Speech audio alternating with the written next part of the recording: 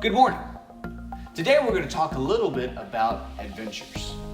And a key part of every adventure is making tough choices. Kind of like these.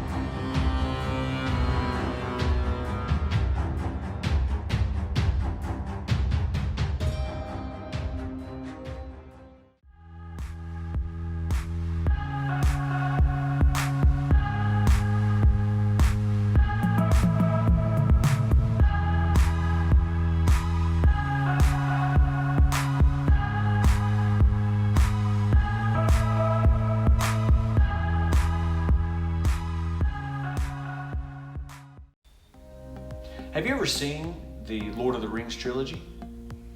Particularly the last film, the Return of the King? If not, that's okay. I'm going to give you a quick background on this scene that I'm about to show you. The greatest war against evil has ended.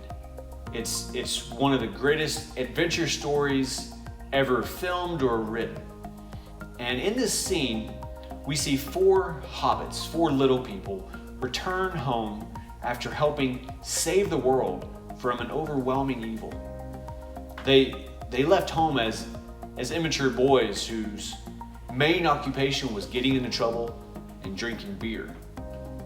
And they return as seasoned warriors who have experienced more terror and more triumph than their entire village combined. Let's watch. And thus it was, the fourth age of Middle-earth began, and the Fellowship of the Ring, though eternally bound by friendship and love, was ended.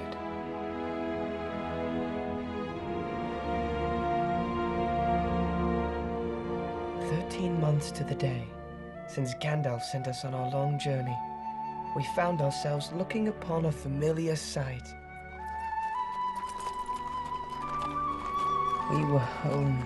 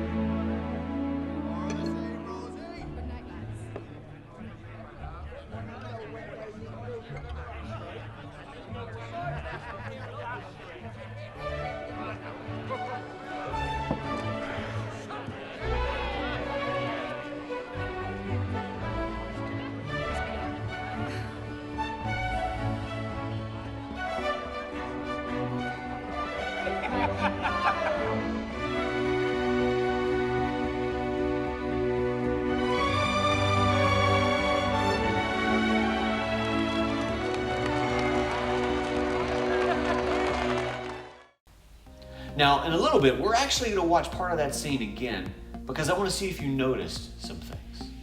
But first, let me ask you, what's the greatest adventure you've ever had in your life? What exactly made it an adventure? Let's do this. Take the next 30 seconds and come up with some specific words, and maybe you write these down, but come up with some specific words that describe adventures.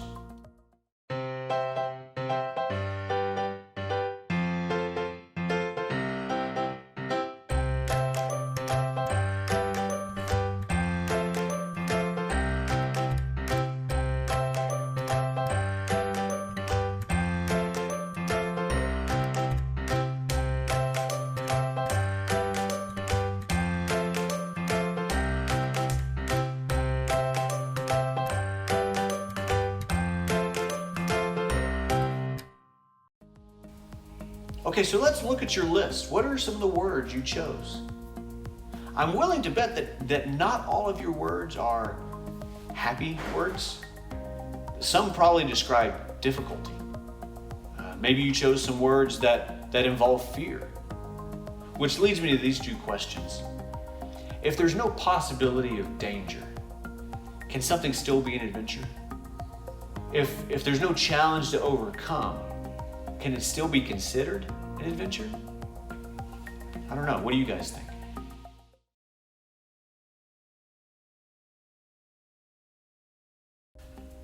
You know, I love watching adventure films. Iconic movies like Star Wars and Raiders of the Lost Ark and National Treasure and James Bond type spy movies. I love watching those. But there's a difference in watching someone else's adventure and having one yourself, isn't there? What are some of those differences? You know, it's one thing to watch or read about an adventure, but it's entirely different to be in an adventure. But that's exactly what we're called by God to do. When we are baptized and commit our lives to Him, we are joining Jesus on a grand adventure. Let's watch that Lord of the Rings clip again, but this time I want you to really look at what's going on. How are these four hobbits acting, even though they are back with their neighbors and friends? What is their demeanor despite what is going on around them? And what courage is there that wasn't there before?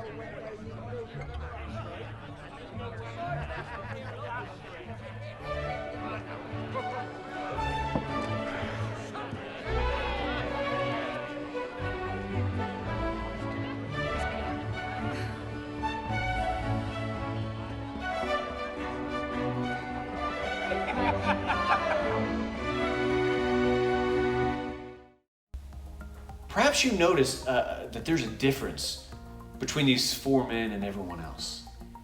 They've experienced so very much in the last 13 months, and they're different because of it. They see the world differently. They see the world beyond their little village. And Sam who has loved this girl in the pub for years, but never had the courage to say anything about it. He has decided that fear is no longer going to have its hold on him. These four hobbits, they don't get excited about a really giant pumpkin that's been brought in. They know that there's more to life than that. Because of their adventure, they realize the bigger picture. In Matthew chapter 10, Jesus sends out the 12 apostles to the area towns to proclaim that the kingdom of God has come near. This is from Matthew chapter 10, verse 1, 7, and 8. Jesus called his 12 disciples to him and gave them authority to drive out impure spirits and to heal every disease and sickness. As you go, proclaim this message: the kingdom of heaven has come near. Heal the sick, raise the dead, cleanse those who have leprosy, drive out demons. Freely you have received, freely give. Jesus took them off the sidelines and he put them in the game. And he's calling you to do the same. Legendary co-founder of Apple Computers, Steve Jobs, successfully recruited the president of Pepsi, John Scully, by asking him, do you want to spend the rest of your life selling sugared water? Or do you want a chance to change the world? Jesus is calling you off of the sidelines and into the game. So what are you waiting for? Are you willing to commit your life to him? Are you willing to go on this great adventure? The next few weeks, we're going to be talking about tough things that we are called to do. Tough things that we need to do. The first one is getting off the sidelines and getting into the game. Until next time, remember that you're his, you're loved, and what you do matters.